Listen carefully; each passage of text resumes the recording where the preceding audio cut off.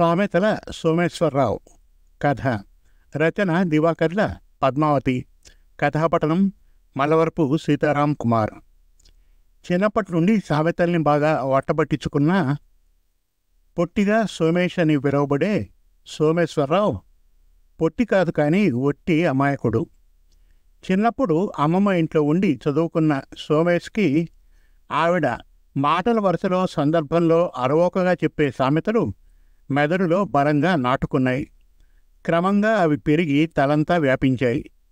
మర్రి ఊడల్లా నవనాడులా విస్తరించాయి. తను విన్న సామెతలన్నీ నిజమని నమ్మే రకం మన సోమేష్. ఓసారి కుక్కపిల్ల పెంచుకోవాలని బుద్ధి పుట్టి పెంపుడు జంతువులు అమ్మే ఓ పెట్ షాప్కి వెళ్ళాడు. అక్కడ రకరకాల కుక్కపిల్లల్ని చూస్తూ ఉండగా ఓ బోనులో కుందేలు పిల్ల కనపడింది. దానికి 4 కాళ్ళు ఉండడం సోమేష్కి ఆశ్చర్యాన్ని కలుగజేసింది. తాను పట్టిన కుందేలుకు 3 కాళ్ళు అని అంటారు కదా, మరి ఈ కుందేలుకు 4 కాళ్ళు ఎలా ఉన్నాయబ్బా అని బోరెడంతా ఆశ్చర్యపోయాడు. ఆ కుందేలు వైపు సోమేష్ ఆశ్చర్యంగా చూడడం గమనించిన ఆ షాపు ఓనర్, కుందేలు పిల్ల మీకు బాగా నచ్చిందా, అది కూడా కొంటారా అని అడిగాడు. లేదని అడ్డంగా తల ఊపుతూ, ఈ కుందేలుకి 4 కాళ్ళు ఎలా ఉన్నాయి, తాను పట్టిన కుందేలుకి 3 కాళ్ళు అంటారు కదా అని సందేహం వెలుబుచ్చేసరికి విస్తుపోయాడు ఆ షాపతను. సోమేష్కి వేపకాయంత వెర్రి ఉందని బాగానే అర్థమైంది. షాక్ నుండి తేరుకొని సోమేష్ వెర్రిని క్యాష్ చేసుకోదలిచి, కానీ మేము అమ్ముతున్న కుందేళ్లకు మాత్రం 4 కాళ్ళుంటాయి, మరెక్కడా ఇలాంటివి దొరకవు, తీసుకుంటారా అని కుక్క పిల్లతో పాటు ఓ కుందేలు పిల్లను కూడా అంటగట్టాడు మన సామెతల సోమేష్కి. ఉదయమే మంచి బేరం దొరికినందుకు బోలెడు సంబరపడిపోతూ. సోమేష్ సంబరం కూడా అంబరం దాటింది, తనకు అరుదైన 4 కాళ్ల కుందేలు దొరికినందుకు. మరోసారి ఓ దూరం బంధువుల ఇంట్లో పెళ్లికి వెళ్ళాడు సోమేష్. అప్పుడు పెళ్లికి సంబంధించిన సామెత ఒకటి గుర్తుకు వచ్చింది. స్నానానికి వెనుక భోజనానికి ముందర ఉండాలన్న ఆ సామెతని అమలు జరిపి తద్వారా లబ్ధి పొందాలని నిశ్చయించుకున్నాడు. అనుకున్న విధంగానే స్నానానికి లేటుగా వెళ్ళేసరికి కరెంటు పోవడంతో వేడినీళ్లు దొరకలేదు సరికదా, అప్పటి వరకు వస్తున్న నీళ్లు కూడా బంద్ అయిపోయాయి. కరెంటు పోవడం వల్ల నల్లాలో మామూలు నీళ్లు కూడా రావడం మానేశాయి. ఎలాగోలా అరకొరా నీళ్లతో స్నానం అయిందనిపించాడు. సెంటు స్ప్రే చేసుకుని బట్టలు వేసుకుని తయారయ్యాడు. తాను నమ్ముకున్న సామెత ప్రకారం భోజనానికి ముందు పంక్తిలో కూర్చోవాలని హడావుడిగా వెళ్ళాడు. మొదటి పంక్తిలో వేడివేడి భోజనం లభించిందని కడుపు నిండా తిని తృప్తిగా తేంచి లేచాడు. కానీ ఆ సంతోషం ఎంతసేపో నిలవలేదు. ఎందుకంటే రెండో పంక్తిలో భోంచేసిన వారికి అప్పుడే బయట నుండి తెప్పించిన నోరూరించే రసగుల్లాలు వడ్డించబడ్డాయి.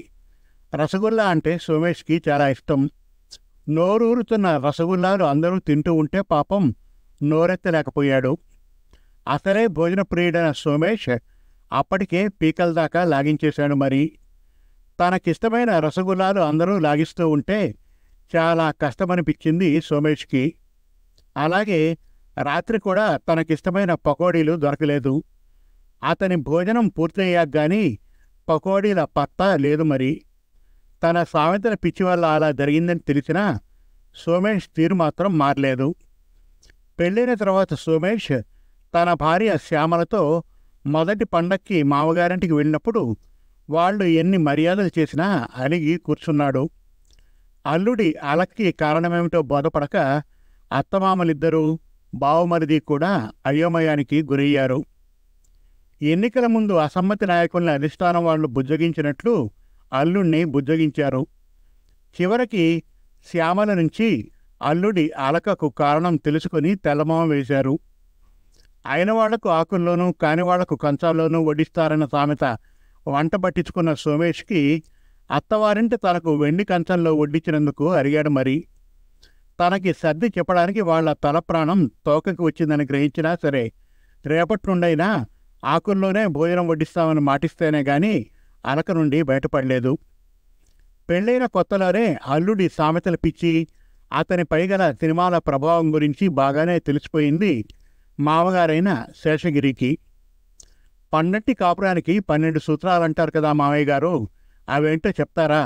భవిష్యత్తులో నాకు బాగా పనికి వస్తాయి అన్న సోమేష్ వైపు ఆశ్చర్యంగా చూశాడు. అది సినిమా పేరు అనుకుంటాను అల్లుడు గారు. నేను కూడా ఆ సినిమా చూడలే. మీరు చూస్తానంటే యూట్యూబ్లో పెడతాను, చూడండి. ఆ 12 సూత్రాలేమిటో తెలుసుకొని ఆచరించుదురు గాని. అయితే నాకు తెలిసినంతవరకు పన్నట్టి కాపురానికి మాత్రం ఒక్కటే ముఖ్యమైన సూత్రం ఉంది. ఆ సూత్రం ఒకటి ఆచరణలో పెడితే చాలు, జీవితమంతా ఆనందమయమే చెప్పాడు శేషగిరి. అదేమిటో చెప్పండి మావయ్య గారు, తెలుసుకుంటాను. కొత్త అల్లుడు ఆత్రంగా అడిగాడు. కాపురాన్ని ఆనందమయం చేసుకోవాలంటే ఎలాంటి పరిస్థితుల్లోనైనా భార్య మాట జవదాటకూడదు, ఆమె గీసిన గీత దాటకూడదు. అంతే నేను చెప్పేది. ఆచరించగలిగితే సుఖపడిపోతావు, లేదంటే ఆ దేవుడు కూడా నిన్ను కాపాడలేడన్నది నేను తెలుసుకున్న సత్యం. పెళ్ళాం మెడలో మంగళసూత్రం కట్టినందుకు ఆ ఒక్క సూత్రం గుర్తుంచుకుంటే చాలు అల్లుడితో చెప్పాడు శేషగిరి స్వానుభవంతో.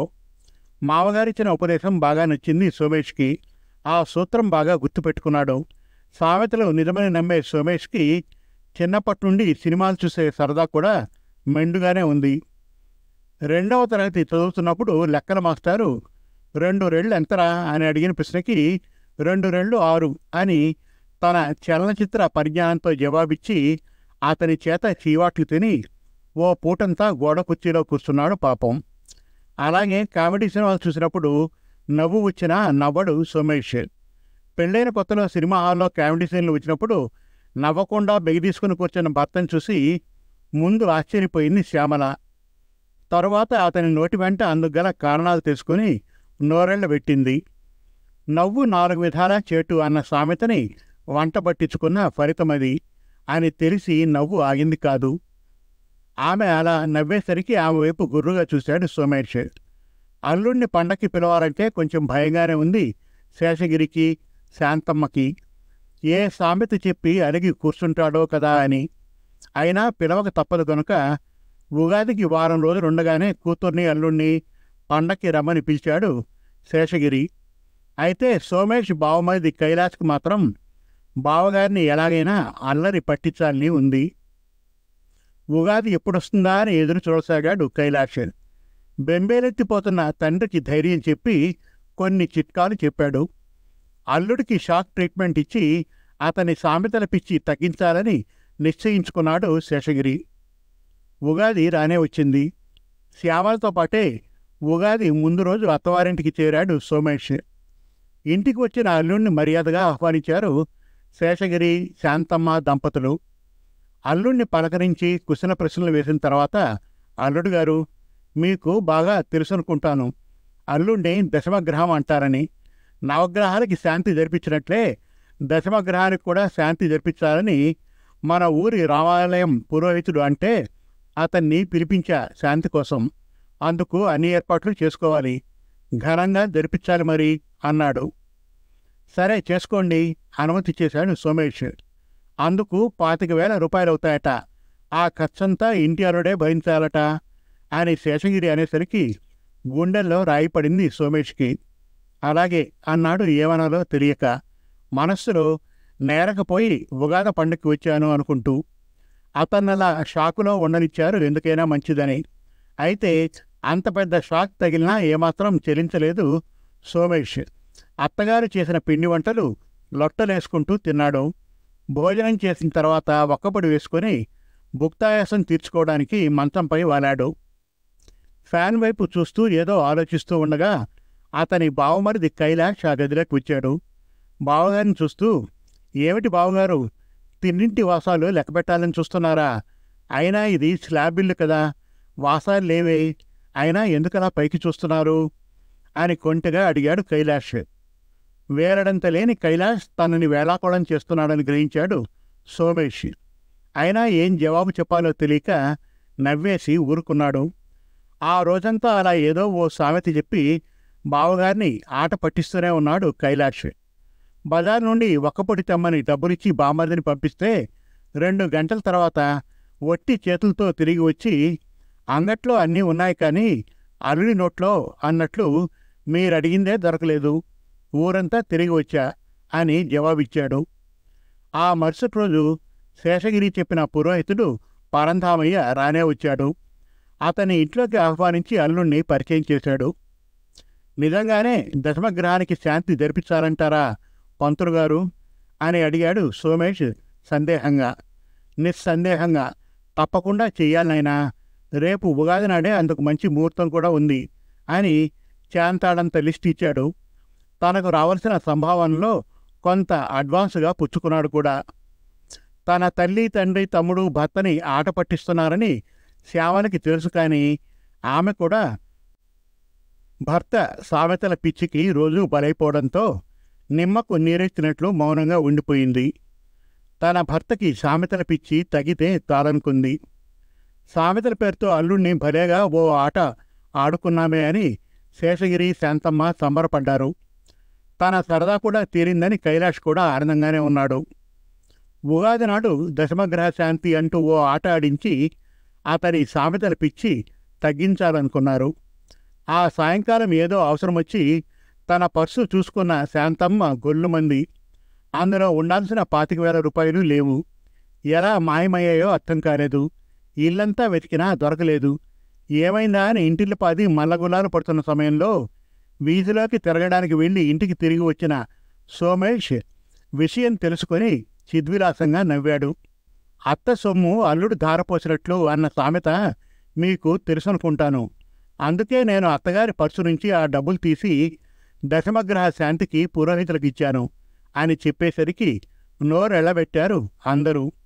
తమ ప్లాన్ బెడిసి కొట్టిందని, తామేం చేసినా అల్లుడి సామెతల పిచ్చి తగ్గించలేమని వాళ్ళందరికీ బాగానే అర్థమయ్యింది ఆ సంఘటనతో. సమాప్తం. మరిన్ని చక్కటి కథల కోసం, కవితల కోసం, వెబ్ సిరీస్ కోసం మనతెలుగుకథలు.com విజిట్ చేయండి. Thank you.